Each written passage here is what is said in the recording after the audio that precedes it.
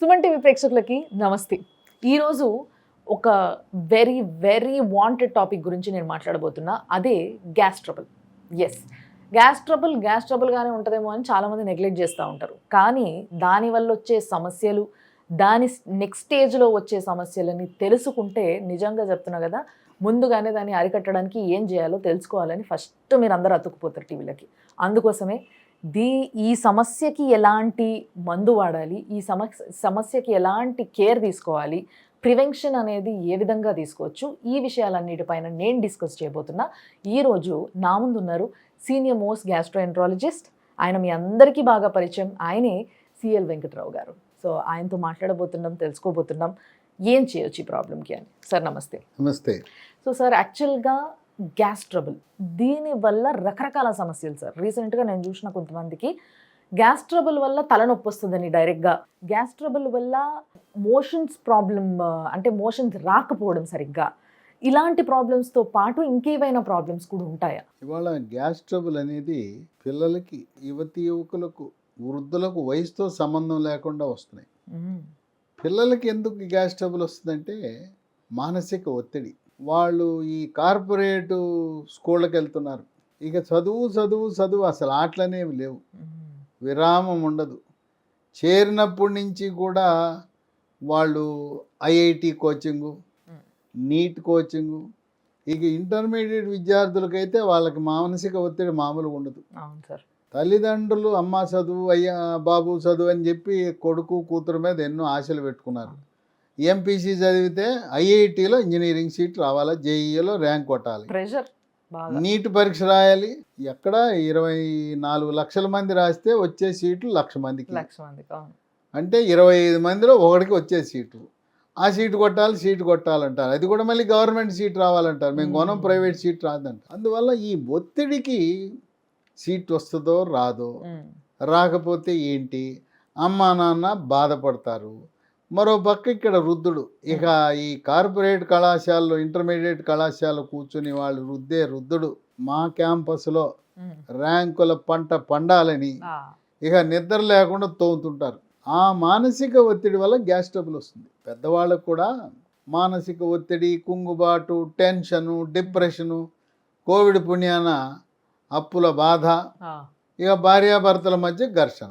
తర్వాత పిల్లలకి సీట్లు రాలేదు, గవర్నమెంట్లో రాలేదు, ప్రైవేట్లో పెట్టుబడి పెట్టలేము, ఏం చేయాలని బాధ. ఈ మానసిక ఒత్తిడి వల్ల గ్యాస్ ట్రబుల్ అధికంగా వస్తుంది.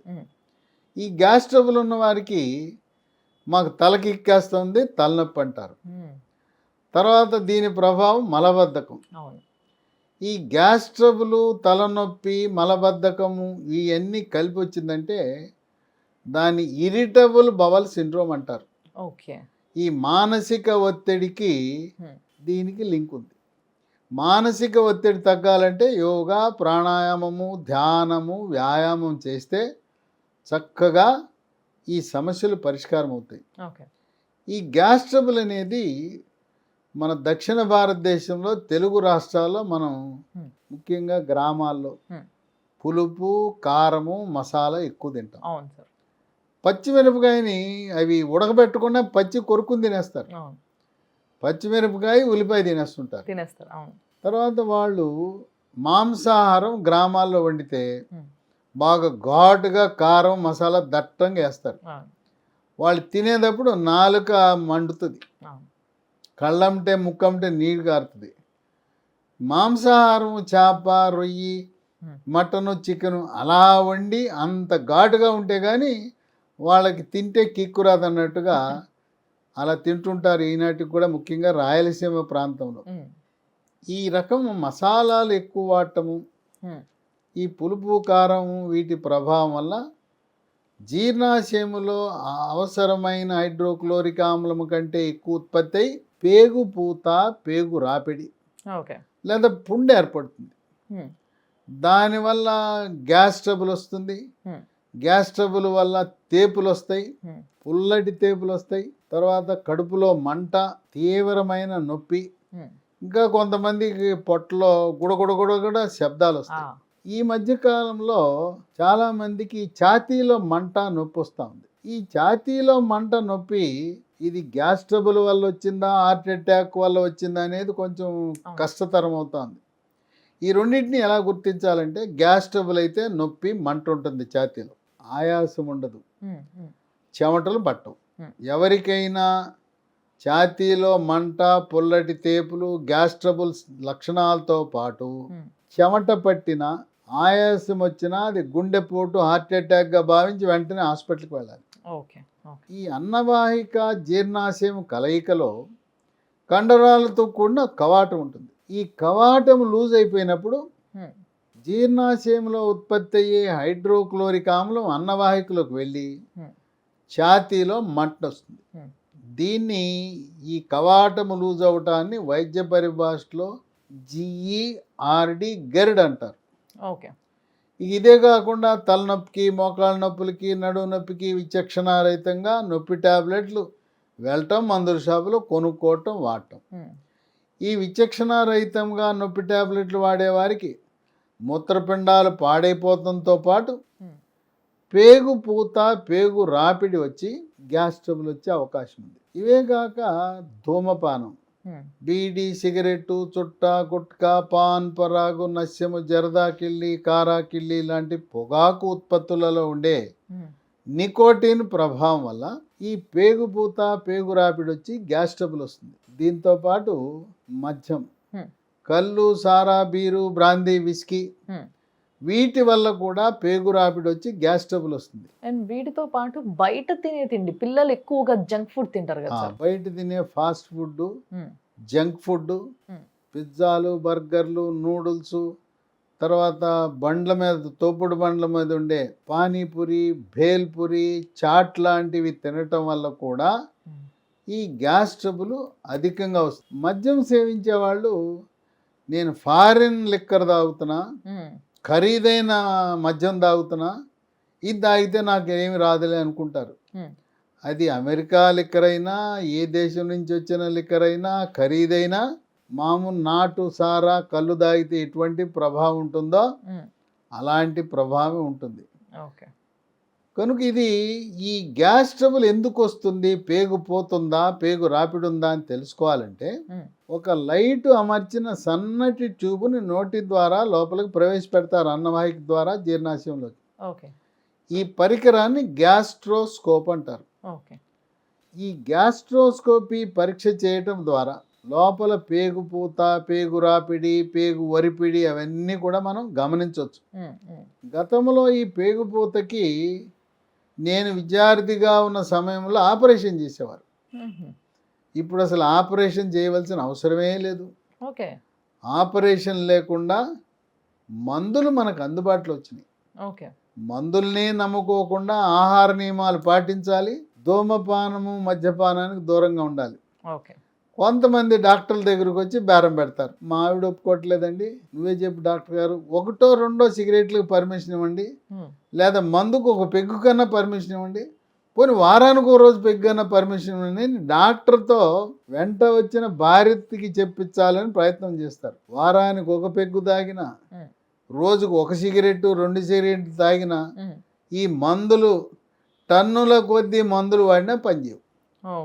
మార్కెట్లో అనేకమైన మందులు ఉన్నాయి. వాటిలో లీ ఫార్మా అనే కంపెనీ ఒక నూతనంగా ఒక ఔషధాన్ని మార్కెట్లో ప్రవేశపెట్టారు. దాని పేరు ఎస్గేర్-40, ESGEAR-40. ఈ ఎస్గేర్-40 పరగడుపున రోజు కనీసం ఇవి 28 ట్యాబ్లెట్లు ఉంటాయి ప్యాకెట్లో. ఈ 28 రోజులు వాడితే చక్కటి ఉపశమనం లభిస్తుంది. కొంతమంది దీన్ని 3 నెలల పాటు వాడవలసిన అవసరం ఉంటుంది. అంటే ఇది ఆయుర్వేదిక్ కాదు కదా సార్, అయినా కూడా ఇది ఇంగ్లీష్ మందు, అల్లోపతి మందు. ఇది తీవ్రంగా గ్యాస్ ట్రబుల్ ఉండి పుండు ఉన్నప్పుడు అలాంటి వారు పరగడుపున ఒకటి, రాత్రి పడుకునే ముందు కూడా వాడచ్చు. 2 ట్యాబ్లెట్లు కూడా వాడచ్చు. సైడ్ ఎఫెక్ట్స్ ఏముండవు, దీనికి ఎటువంటి సైడ్ ఎఫెక్ట్స్ ఉండవు. ఇది దీర్ఘకాలికంగా వాడుకోవచ్చు.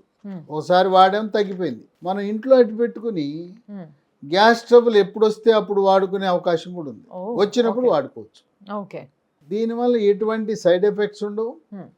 మనం వాడుకునేప్పుడు పరగడుపున థైరాయిడ్ ట్యాబ్లెట్ వాడతాం, ఉమ్, అనుమానం వస్తుంది. అవును. మరి థైరాయిడ్ నేను వాడాలి, ఇది ఇది వేసుకోవాలి ఎట్లా అని అంటారు. ఉమ్, థైరాయిడ్ వేసుకుని 15 నిమిషాల తర్వాత ఇది వేసుకోవాలి. ఓకే ఓకే ఇది వేసుకున్న తర్వాత ఎంతసేపటికి ఏదైనా తినమంటారంటే ఒక అరగంట. ఓకే. ట్యాబ్లెట్ వేసుకున్న తర్వాత ఉమ్. ఒక అరగంట ఆగితే, ఇప్పుడు నైట్ వేసుకోమన్నది కూడా తినక ముందా సార్, తిన్న తర్వాత? నైట్ పడుకునేటప్పుడు ఓకే, తినేసి ఇక ఇది వేసుకుని ఇక మంచం ఎక్కటమే. ఓకే ఓకే పడుకునే ముందు వేసుకోవచ్చు. ఓకే. మరొక 2 నంబర్లు ఉన్నాయి, ఉమ్, వీళ్ళకి ఫోన్ చేసి ఉమ్, కొరియర్ ద్వారా తెప్పించుకోవచ్చు. ఉమ్, 77021 ఉమ్. 22599 770221 222599 ఓకే. 95028 97374 9502 97374 నంబరు. ఓకే. ఇవన్నీ కూడా స్క్రీన్ మీద వచ్చిన డిస్క్రిప్షన్ బాక్స్లో కూడా వెబ్సైటు ఈ ఫోన్ నంబర్లు షూర్. మీకు కనపడతాయి. డిస్క్రిప్షన్ బాక్స్లో చూడొచ్చు. యా. కనుక గ్యాస్ ట్రబుల్కి అనేకమైన మందులు వాడాం, ఉమ్, ఏమి తగ్గలేదు, గ్యాస్ ట్రబుల్ తగ్గలేదు అనుకునేవారు ఈ ఎస్గేర్ 40 అనే మందు వాడితే చక్కటి ఉపశమనం లభిస్తుంది. Yeah. ఆహార నియమాలు చాలా ముఖ్యం. ఉమ్, పులుపు, కారము, మసాలా, పచ్చిమిరపకాయలు, ఎండుమిరపకాయలు, కారం పొళ్ళు, పచ్చళ్ళు మసాలాలన్నీ తగ్గించాలి. అవన్నీ తగ్గించాలి. ఉమ్, ధూమపానము, మద్యపానము పూర్తిగా మానేయాలి. Okay okay. అలాంటి నియమాలు పాటిస్తే ఉమ్, ఇది చాలా బాగా పనిచేస్తుంది. yes. ఇది వాడుతున్నాం, మేము సిగరెట్ తాగుతున్నాం, మందు వేస్తున్నాం అంటే మాత్రం ఈ మందుని నిందించద్దు. Yeah yeah. మనం తీసుకునే ఆహారము ఉమ్, మనం చక్కగా ఘాటు ఎక్కువ లేకుండా, రోస్ట్లు ఫ్రైలు కాకుండా, ఫాస్ట్ ఫుడ్ కాకుండా, పులుసు కూరలు ఉమ్, పాలు పోసి వండుకోవటం, ఉమ్, కర్రీ రూపాన్ని వండుకోవటం, శాకాహారమైన మాంసాహారమైన అలా వండుకోవటం ద్వారా ఆహార నియమాలు గ్యాస్ ట్రబుల్ నియంత్రణలో కీలక పాత్ర పోషిస్తాయి. done. మానసిక ఒత్తిడి ఉన్నవారు యోగా, ప్రాణాయామము, ధ్యానము, వ్యాయామం కూడా చేసి తీరాలి. ఎస్. సో చూసారు కదా, స్వయాన ద సీనియర్ మోస్ట్ గ్యాస్ట్రోఎంట్రాలజిస్టే చెప్తున్న మాట. ఈ ట్యాబ్లెట్ ఒకవేళ గ్యాస్ ట్రబుల్తో మీరు బాధపడుతున్నట్టయితే, ఎన్నో ట్యాబ్లెట్లు వాడి అలసిపోయినట్టయితే ఇది వాడి చూడండి, తప్పకుండా మీకు ఉపశమనం ఉంటుంది. అండ్ ఇంతకు ముందులాగా సర్జరీల దాకా పోవాల్సిన అవసరమే ఉండదు, దీంతోనే తగ్గిపోవచ్చు అని చెప్పేసి చాలా క్లియర్గా చెప్తున్నారు మన సిఎల్ వెంకటరావు గారు. కాబట్టి ఈ ట్యాబ్లెట్ని మీరు కొనుక్కోవాలనుకుంటే అమెజాన్లో కానీ, లేకపోతే వీళ్ళ వెబ్సైట్ కానీ, లేకపోతే వీళ్ళ నంబర్స్ కానీ కావాలనుకుంటే డిస్క్రిప్షన్ బాక్స్లో కూడా ఉంటాయి. సో తప్పకుండా అక్కడికి వెళ్ళి వాటికి రీచ్ అయ్యి మందుని తెప్పించుకోండి, హ్యాపీగా వాడుకోండి. So thank you so much sir, మళ్ళీ కలుద్దాం.